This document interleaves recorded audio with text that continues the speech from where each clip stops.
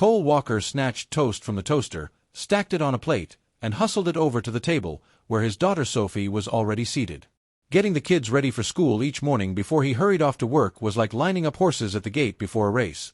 Everyone wanted to run off in a different direction, and sometimes someone balked at going anywhere. He plopped the plate of toast down on the table and started swiping butter onto each piece, except for Angie's.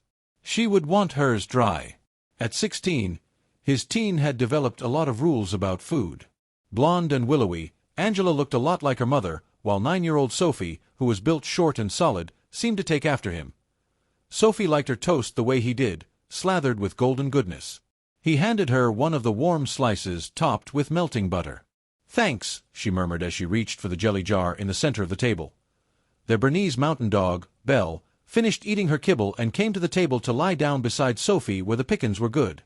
Bruno, their Doberman pinscher, had already positioned himself in his spot between Sophie's and Cole's chairs, where he watched Cole's every move, his beautifully sculpted ears pricked. "What do you have planned at school today?" Cole asked, bumping the jar closer to Sophie. She tipped her freckled face up to meet his gaze with brown eyes flecked with amber. Her dark curls were tamed somewhat by a recent encounter with her hairbrush, slicked back and still damp with water and tied with a red scarf, her signature color. "We're working on a science experiment. Today we have to weigh and measure all the plants." As she spread jelly on her toast, she chattered about doling out different measurements of fertilizer, water, and artificial sunlight to an assortment of potted bean plants. Cole knew science was one of her favorite subjects, and she was just getting warmed up. Sophie could talk the wire off a fence post if you let her. Mrs. Gibbs, their resident housekeeper, was at the stove fixing eggs. "We've got 15 minutes till bus time, young lassies," she called out, her Irish lilt music to Cole's ears. Angie rushed into the room with their 5-month-old Siamese kitten, Hilda, slung over the crook of her arm. Hilda's periwinkle eyes, almost the same color as Angie's, blinked within her dark brown mask. The kitten appeared completely relaxed and happy being toted around. "Lord knows, she's barely set her paws on the floor since we brought her home." The fawn-colored kitten immediately drew Sophie's attention, stopping her monologue mid-sentence. "Do you want me to get her special morning breakfast?" "No, I'll do it."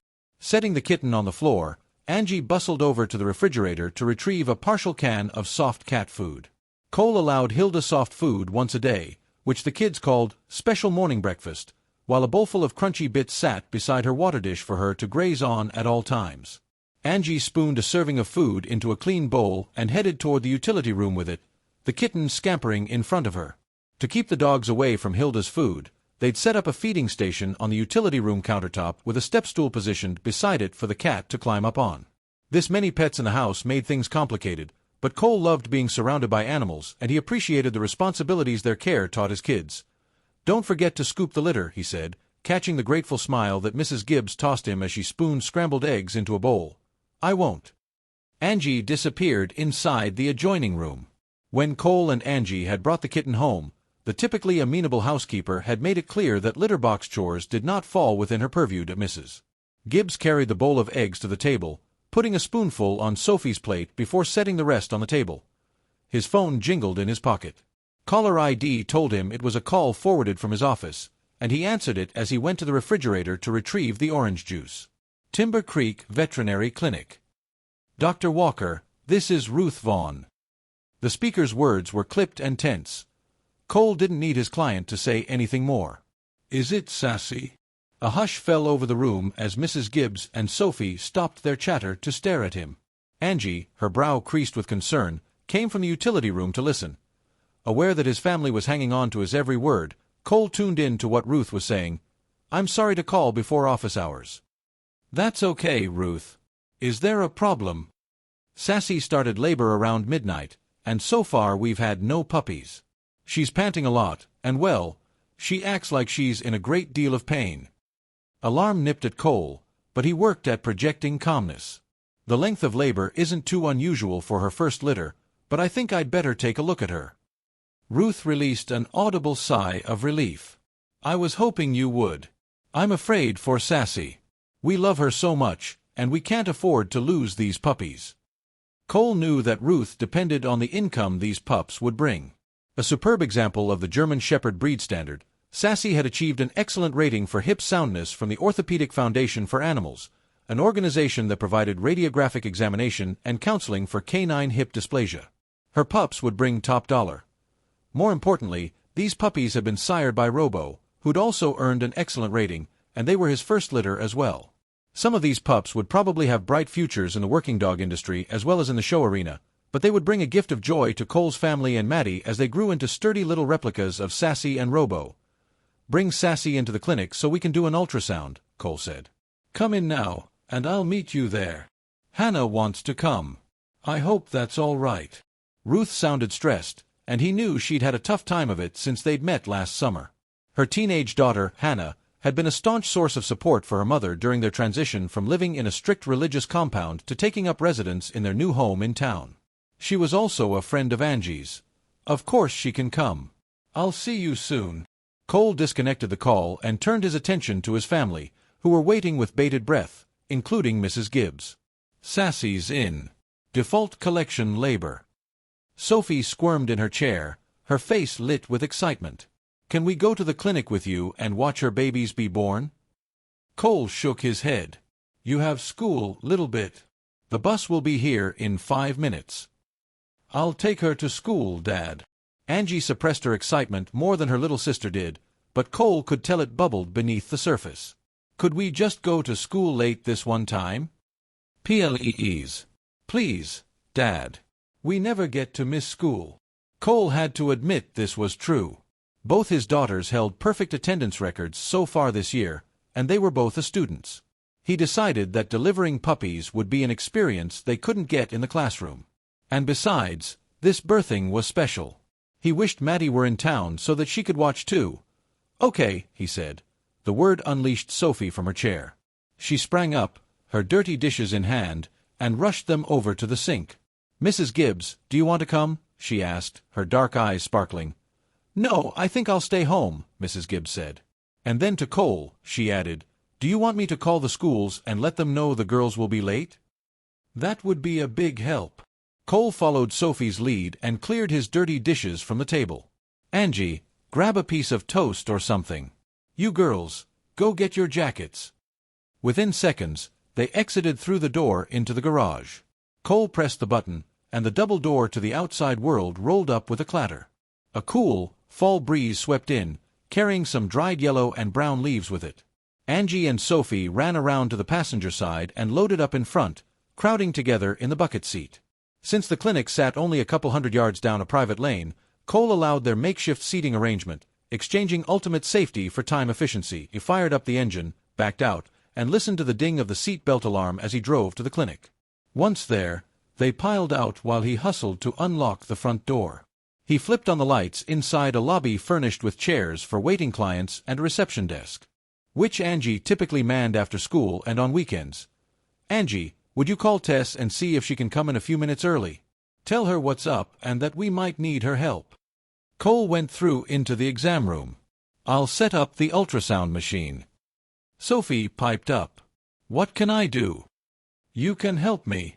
She followed, skipping close on his heels through the swinging door and the back of his mind. Cole continued to be concerned about the situation, although he didn't want to let that show. If Sassy or her pups were in distress, this could mean a C-section delivery, and he would need all hands on deck. Sassy's last ultrasound, just a week ago, had revealed a litter of 7 babies, all apparently healthy and thriving. Big pups, and that's what had him worried. "They're here, Dad," Angie called through the pass-through from the lobby. "Okay," he called back as sounds from the front door filtered through.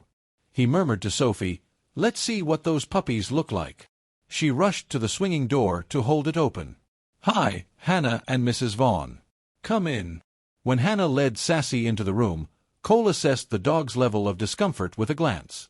The beautiful black and tan shepherd, a bit smaller than Robo, swept into the room frantically, her tongue extended in a rapid pant, so different from her usual laid-back demeanor. The fearful expressions on his clients' faces spoke of their concern, and fatigue had left darkened smudges under their blue eyes. Hannah and her mother resembled each other, both sandy-haired blondes.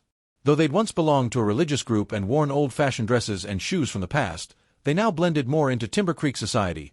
Hannah wore a t-shirt, jeans, and tennis shoes, while Ruth was now clothed in plain leather loafers and a modest denim dress that she'd most likely sewn herself.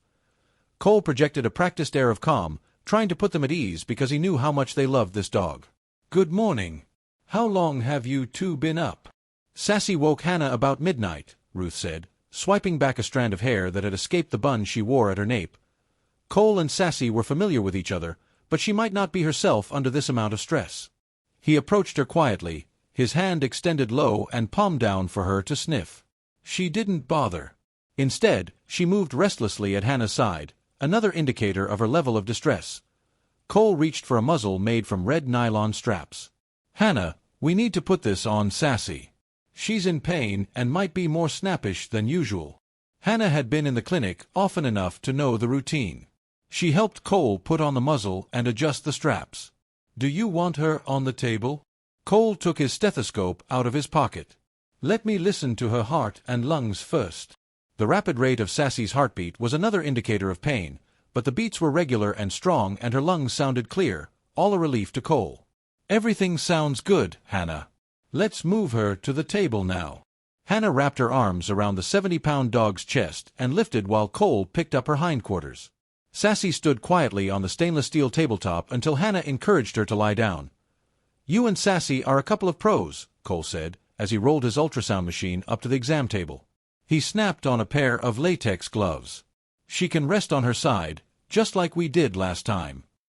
After squirting the ultrasound gel on Sassy's belly, Cole flipped the switch on his machine and nestled the probe between the swollen mammary glands, now filled with milk.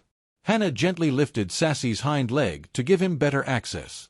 "That's great, Hannah. Let's see what we can find." As he rolled the smooth probe over the dog's skin with one hand, he adjusted the dials on his machine with the other to sharpen the images. Puppies, each in their own amniotic sac, began to take shape on the screen. Small forms, their ears flattened against their heads, bodies rounded, little paws tucked up close. The sight never ceased to thrill Cole, especially when he could see the tiny hearts beating. Sophie sidled closer to the ultrasound machine screen to get a better look. In the hushed stillness of the room, Cole marveled that the images had been enough to silence even her chatter. Moved the probe against Sassy's belly, repositioning it as he went lower, trying to get an accurate count. "Let's turn her a little more onto her back and hold her there." Sassy cooperated while Hannah gently rocked her backward, lifting her hind leg higher and making soothing sounds. Sassy seemed to relax a bit as Cole circled her belly with the probe, making him think the massaging action might have made her feel better. Everyone's eyes were glued to the ultrasound screen as Cole counted aloud. When he neared the dog's pelvis, he saw two pups, heads down, both vying for space in the birth canal. Typically, he could wait and let them sort themselves out, but these were big pups. Cole hesitated, taking a good look at the situation.